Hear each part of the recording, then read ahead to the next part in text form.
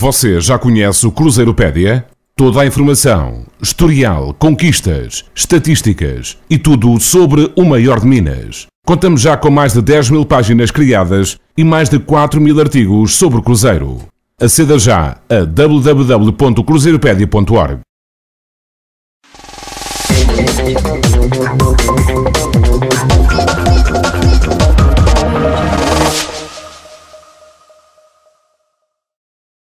A contar para a rodada 14 do Brasileirão, o Cruzeiro recebeu em Minas Gerais, no Mineirão, a equipa carioca do Flamengo e empatou a uma bola. O Cruzeiro, que vinha de 2 vitórias consecutivas frente ao Palmeiras e Atlético Paranaense, não consegue vencer esta equipa do Flamengo e acaba por empatar a partida. A equipa de Mano Menezes foi Fábio na baliza, lado direito Romero, lado esquerdo Diogo Barbosa, dupla de zagueiros centrais Murilo e Léo à frente, 2 pivôs defensivos, 2 volantes, Cabral mais à esquerda e Lucas Silva mais à direita, uma linha de 3 com Tiago Neves no corredor central, à esquerda Alisson, depois na direita Elber e na frente o centroavante, o avançado Rafael Sobis.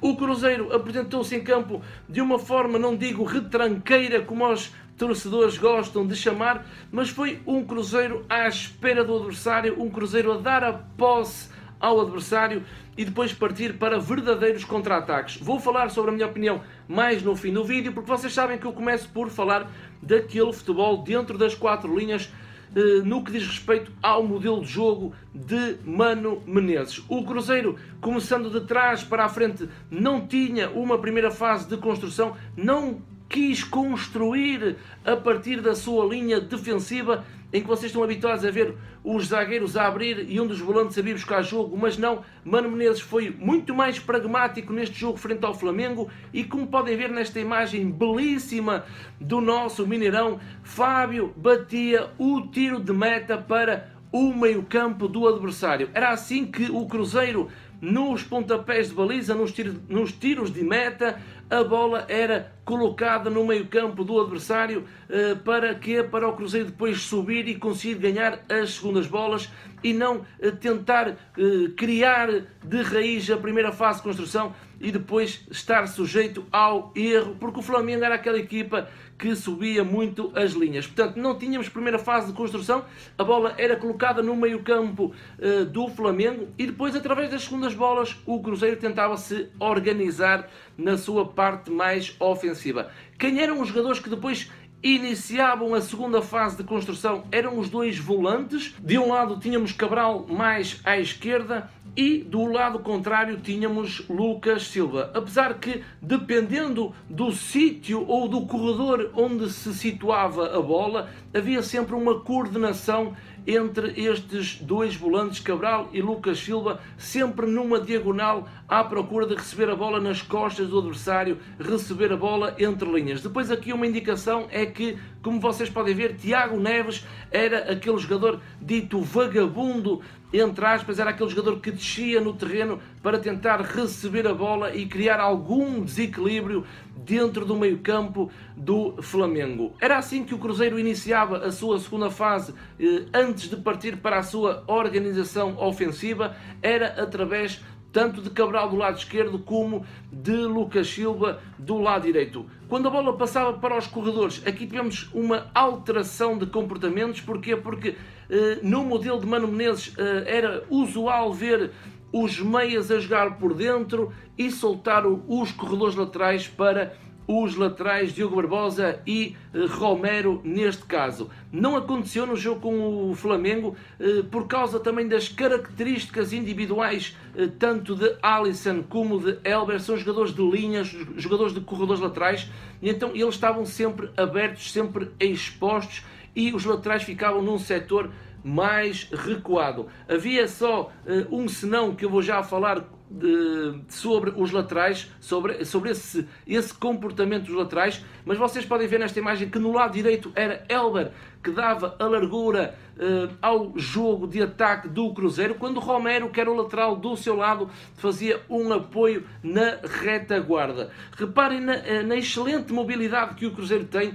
Na minha opinião, o Sobis recua um pouco e vai se juntar mais perto de Tiago Neves, e Tiago Neves vai tentar criar o desequilíbrio entre linhas, enquanto que Cabral é o volante mais avançado, sempre no corredor contrário à bola. De reparar que Alisson deveria estar aberto, mas Alisson, reparem que junta-se ao corredor central para criar verdadeiros desequilíbrios. Mas aqui o apontamento era que Elber, o jogador mais à direita, era aquele que dava a largura ao ataque do Cruzeiro. Do outro lado era exatamente igual, era Alisson que abria, que ficava colocado à linha, Elber depois procurava movimentos interiores e Diogo Barbosa ficava recuado para dar um apoio a Alisson. Onde é que nós tivemos a mudança de comportamentos? Em vez dos meias jogarem mais no interior para as subidas dos seus laterais, não. Os meias ficavam abertos, neste caso no lado direito era Elber que ficava aberto, e depois o lateral fazia o overlap. Overlap é o lateral passa pelas costas do médio que está a dar largura para criar desequilíbrios e procurar o cruzamento. Nesta imagem é Romero que, quando Elber tem bola, Romero passa pelas costas de Elber, é o chamado overlap, e depois Romero vai tentar criar o cruzamento, e reparem que Tiago Neves e Sobis muito bem posicionados dentro da área, quando Romero fazia os cruzamentos. Do outro lado era exatamente igual, era quando Alisson estava aberto e Diogo Barbosa passava pelas costas de Alisson para tentar fazer o cruzamento. Reparei também que mais Diogo Barbosa do que Romero, porque Diogo Barbosa tem essas características de raiz como lateral esquerdo. Diogo Barbosa depois, também quando Alisson estava aberto, em vez de passar pelas costas, Diogo Barbosa fazia uma diagonal de fora para dentro, para penetrar dentro da área do Flamengo através do corredor central. Já falei sobre os volantes, já falei sobre os comportamentos nos corredores laterais entre os laterais e os meias que abriam dependendo do posicionamento da bola, e quando o meia abria funcionava exatamente como um extremo. Tiago Neves é aquele jogador que tenta desequilibrar a organização defensiva do Flamengo, é um jogador muito móvel, um jogador que sai muito da posição, e nesta imagem reparem que Tiago Neves está muito, mas muito fora da sua posição e está numa situação muito recuada para ser ele também a dar um início à segunda fase e à organização ofensiva do Cruzeiro. Reparem que os laterais não estão projetados, Diogo Barbosa está atrás da linha da bola e Romero está a fazer um acompanhamento a Tiago Neves. Portanto, os laterais não se projetavam, porquê? Porque estávamos com Alisson no lado esquerdo e Elber no lado direito. Mais uma vez o posicionamento dos volantes muito bem, mais uma vez uma diagonal, Lucas Silva e Cabral muito bem posicionados. Mas aqui de realçar era a movimentação e o posicionamento de Tiago Neves, era aquele jogador que dava sempre linha, procurava o espaço e tentava receber a bola para iniciar o seu momento da organização ofensiva do Cruzeiro. Na frente, Rafael Sobis. Rafael Sobis é aquele jogador muito móvel, não é jogador fixo perto dos zagueiros, jogador da área, e na minha opinião para este tipo de jogo veio-se a provar que Sassá foi uma peça muito importante quando entrou, mas vamos já falar sobre Sassá. Nesta imagem, Sobis, através da sua mobilidade, consegue tanto estar no corredor central, como também vai trocando de posicionamento. Aqui é um contra-ataque, reparem que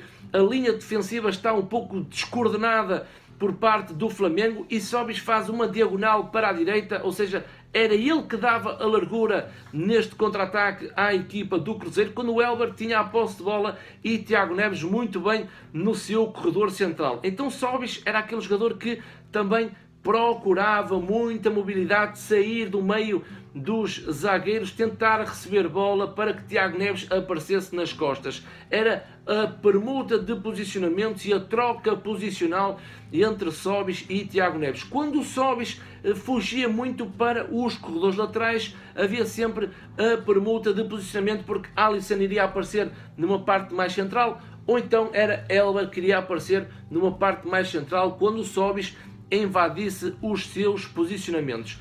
Já falei do Cruzeiro com bola. O Cruzeiro sem bola era aquela equipa que gosta e já é normal defender em 4-4-2, uma linha de 4 defensiva, uma linha de 4 médios e os 2 jogadores mais avançados, que eram os primeiros a defender numa situação sem bola.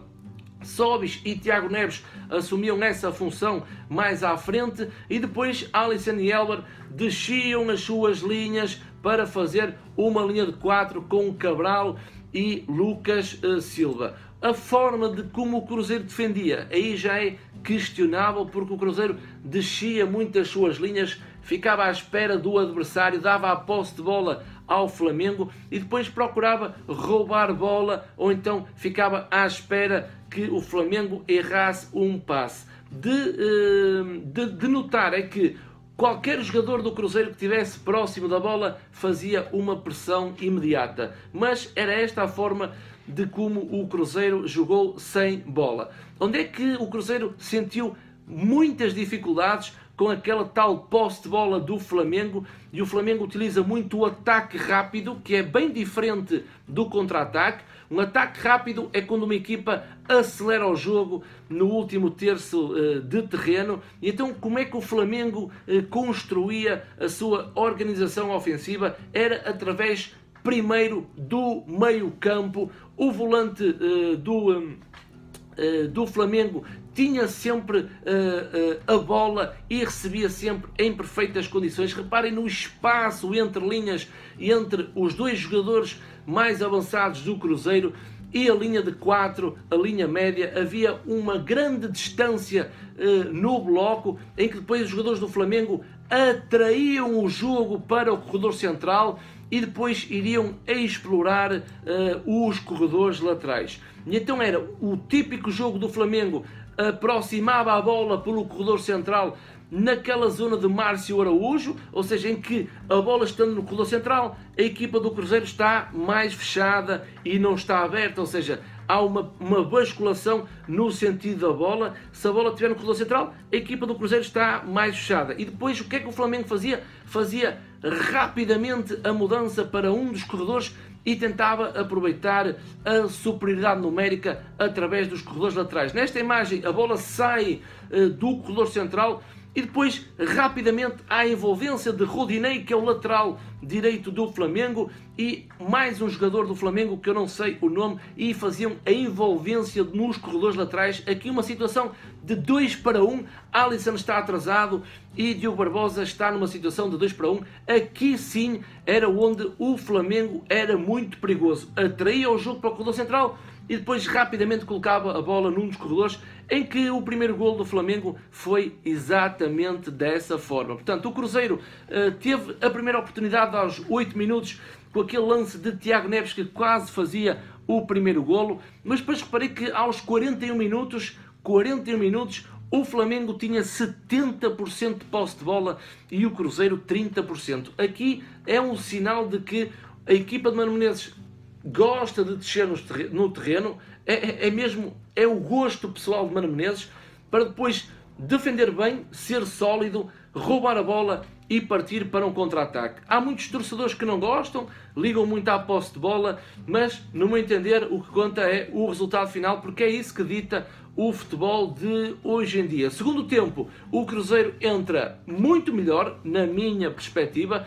O Flamengo já não teve aquela posse de bola enorme que teve no primeiro tempo, e aos 53 minutos não merecia, o Flamengo não estava a merecer, dadas as oportunidades que o Cruzeiro tinha dentro de campo, dada a forma de como o Cruzeiro entra no segundo tempo. Há o gol do Flamengo, mais uma vez um cruzamento do lado direito, e aqui já expliquei a forma de como o Flamengo tentava jogar através da sua organização ofensiva. Há um cruzamento, Romero não está livre de responsabilidades, mas também Romero segue o cordão defensivo, defesa à zona da equipa do Cruzeiro. Everton vai aparecer nas costas de Romero e num cabeceamento faz o golo. Aos 58 minutos há aqui a grande mudança da equipa de Mano Menezes, sai Elber e entra Sassá. O que é que acontece? Sassá vai jogar na frente como centroavante e depois no lado direito vai passar Rafael Sobis, que estava a atuar na posição que Sassá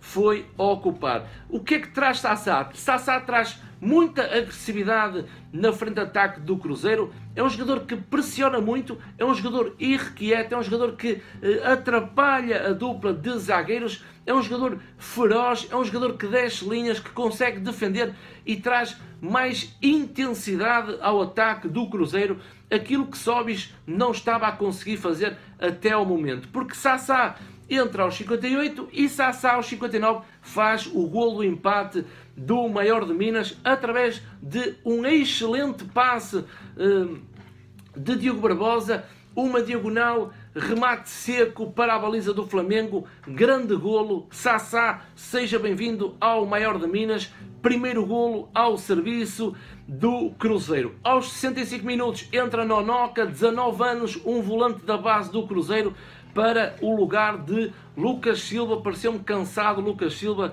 e Nonoca veio refrescar um pouco a parte central do Maior de Minas. Aos 73 sai Rafael Sobis, que estava a atuar no lado direito, e entra Rafael Marques, que ainda não me convenceu. Rafael Marques pode fazer um golo e a torcida chama-lhe o Rafael Mito.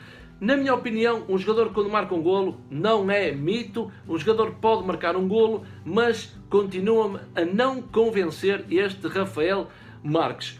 Nos minutos finais, há ali um lance em que Sassá, num puro contra-ataque do Cruzeiro, Sassá isola-se, mas depois tenta fugir para dentro, faz um remate quando tem Rafael Sobis completamente sozinho. E lembrem-se que o futebol é um desporto coletivo. Cruzeiro teve uma grande oportunidade de fazer a reviravolta, não conseguiu. Sassá, não sei se foi invejoso, porque nesta situação o avançado só tem olhos para a baliza, mas poderia ter levantado a cabeça, ter visto Rafael Sobis e o Cruzeiro poderia ter marcado o segundo golo. Depois, nos minutos finais, foi aquilo que me deixou mais triste. Nos minutos finais, o Cruzeiro não conseguiu ter bola, o Cruzeiro não foi para cima do Flamengo, estava a jogar em casa no Mineirão, e isso deixou-me triste, porque o Cruzeiro deveria estar sempre à procura do segundo golo. Foi um empate que, sobre aquilo que o jogo nos mostrou, é um empate justo. Aquilo que eu não aceito é sair do estádio contente com um empate em casa frente ao Flamengo. Isso não aceito, sair do Mineirão com um empate e sair satisfeito. Por aquilo que o jogo nos mostrou, um empate pode-se aceitar, apesar que o Cruzeiro teve as melhores oportunidades para fazer o golo. É um ponto para Mano Menezes, não sei se foi um ponto ganho ou 2 pontos perdidos. Na minha opinião, a frio, foram certamente 2 pontos perdidos que vão fazer falta mais para o final neste Brasileirão. Fica aqui mais um registro, mais um vídeo, mais uma análise ao Cruzeirão cabuloso, o Maior de Minas. Espero que tenham gostado, maltinha, aquele like para ajudar o canal. O like é aquele incentivo que vocês dão aqui ao Joga Simples para fazer as análises do Maior de Minas. Inscrevam-se no canal, quem não é inscrito, aqui em baixo tem o botão vermelho, subscrevam o canal e estejam atentos a futebol português e futebol brasileiro. Da minha parte, muito obrigado por terem assistido a mais um vídeo aqui no canal Joga Simples.